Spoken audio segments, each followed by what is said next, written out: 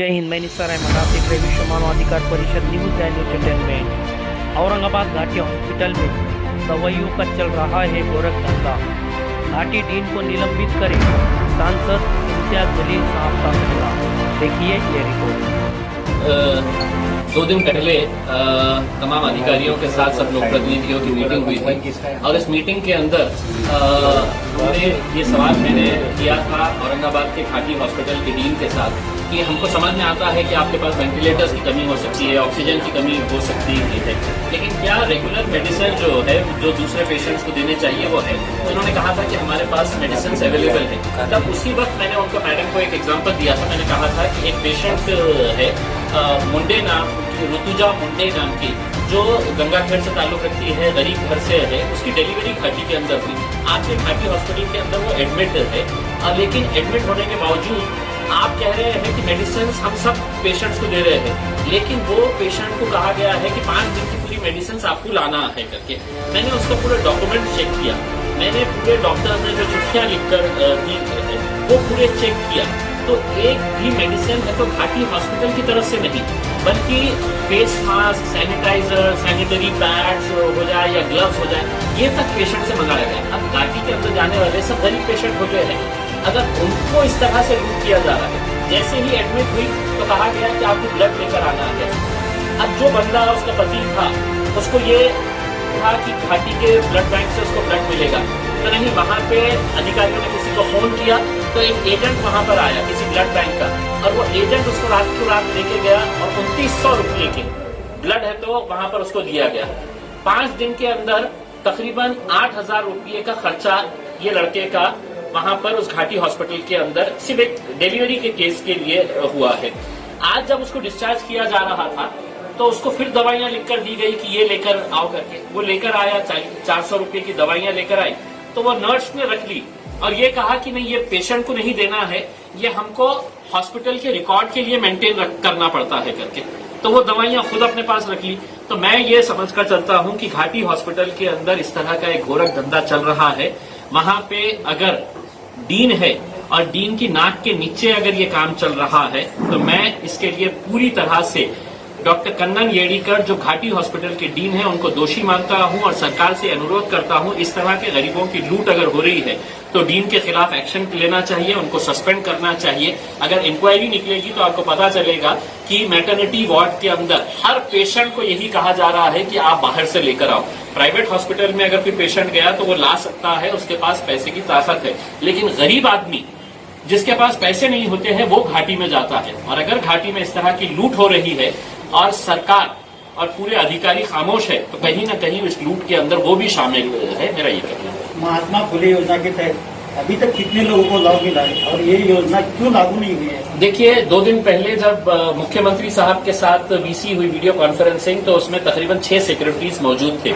मैंने ये सवाल मुख्यमंत्री साहब से कहा कि 1.5 महीना पहले यहाँ पर महाराष्ट्र के स्वास्थ्य मंत्री राजेश टोपे साहब आए थे और उन्होंने कहा था कि हमने जब ये मांग की थी कि कोविड को भी, कोरोना के केसेस को भी आप महात्मा ज्योतिबा फुले के साथ जोड़ दें, तो उन्होंने उस वक्त भरी प्रेस कॉन्फ्रेंस और मीटिंग के अंदर कहा था कि हमने इसको जोड़ने की प्रक्रिया शुरू कर दी है करके।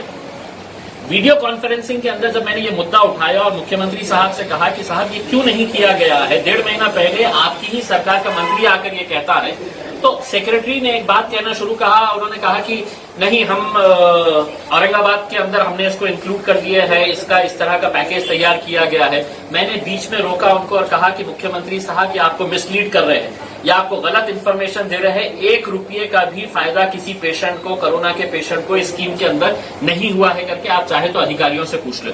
अब कल जब हमने मीटिंग ली प्राइवेट हॉस्पिटल्स की तो पता चला कि नहीं, हमने तो 21 मई को सर्कुलर निकाल दिए, तो हॉस्पिटल वाले बोलते हैं कि नहीं सर, हमने प्रपोजल भेजा तो हमारे प्रपोजल एक्सेप्ट ही नहीं हो रहे हैं। यानी कि 1.5 महीने से सिर्फ टालमटोल किया जा रहा है, सिर्फ मीडिया के अंदर स्टेटमेंट इशू किया जा रहा है कि नहीं हमने ये कर डाले है अब गरीबों को। लेकिन मैं आपको ओपन चैलेंज करता हूं, 1 रुपये का एक किसी पेशेंट के ऊपर है तो ये स्कीम का फायदा नहीं मिला है और इसके लिए कोई जिम्मेदार है तो प्रशासन जिम्मेदार है, सरकार जिम्मेदार है, और ये सिर्फ लोगों को घुमाने का काम कर रही है, मैं समझता हूँ। देखिए, जब ये कोरोना फैल रहा था तो हर शहर में एक बेटर कोऑर्डिनेशन करने के लिए एक टास्क फोर्स बनाया गया था। वो टास्क फोर्स जो है औरंगाबाद शहर के अंदर भी बना था। 8 मई 2020 को, आज के दिन 27 तारीख है, यानी कि तकरीबन पौने 2 महीने का समय हो गया है।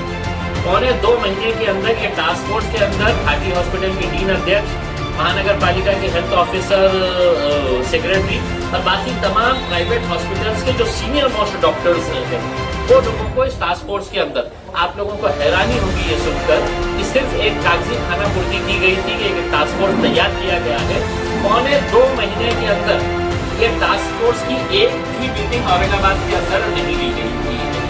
और मैं समझता हूँ कि ये जो डिक्टेटरशिप टाइप का एक जो यहाँ पर काम चल रहा है अधिकारियों द्वारा, उसी का नतीजा है कि आज दूसरे शहरों के अंदर कोरोना कंट्रोल हो गया है, औरंगाबाद में हम कंट्रोल नहीं कर पाए।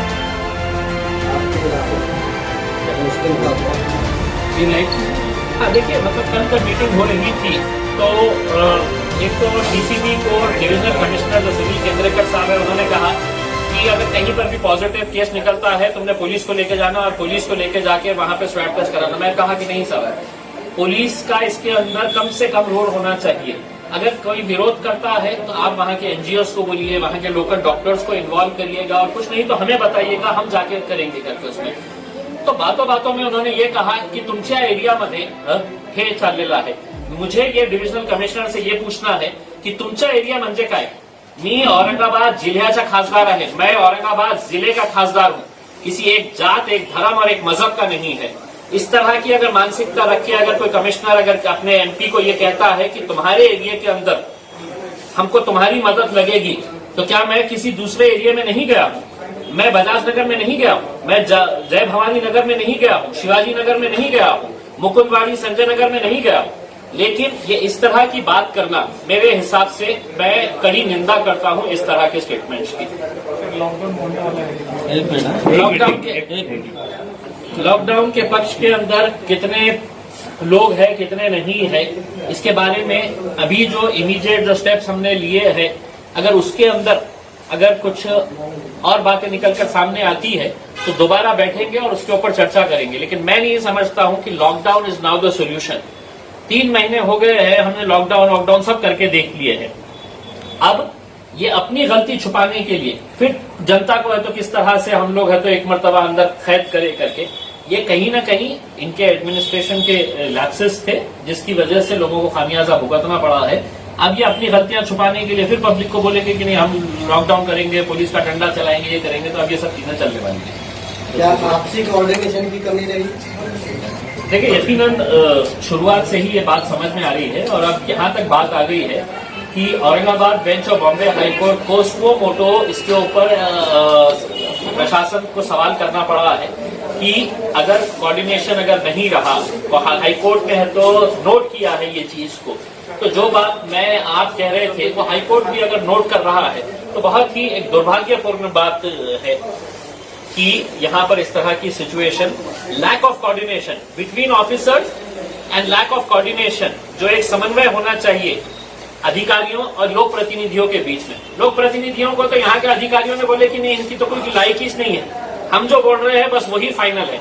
अब जब वो बोल रहे थे तो उसका खामियाजा पूरे शहर को भुगतना पड़ रहा है। इस प्रॉब्लम पर आपकी मांग क्या है सरकार से? देखें, अभी थोड़े दिन तक इनको और मौका देंगे क्या एक्शन लेते हैं करके, और अगर इसके अंदर कुछ बदलाव नहीं आता है तो फिर सभी राजनीतिक पार्टियों के, देखिए पहली मर्तबा ऐसा हुआ है कि हमने ये नहीं देखा है कि एमआईएम के साथ शिवसेना के आमदार बैठ रहा है या बीजेपी के आमदार बैठ रहा है या एनसीपी का आमदार बैठ रहा है। हम सभी लोग एक साथ मिलकर आए, क्योंकि सभी को इस बात की चिंता सता रही थी कि अब बहुत हो गया है, पानी सर के ऊपर से निकल गया है, अब हमको सबको है तो मैदान के अंदर उतरना पड़ेगा। अगर हम पहले उतरते तो ये अधिकारी हमारे ऊपर ढकेल दिए होते और ये कहे होते कि ये नहीं तो ये लोक प्रतिनिधियों की वजह से है तो ये हालत तो हुई है करके, तो हमने आपको खुली छूट दी है।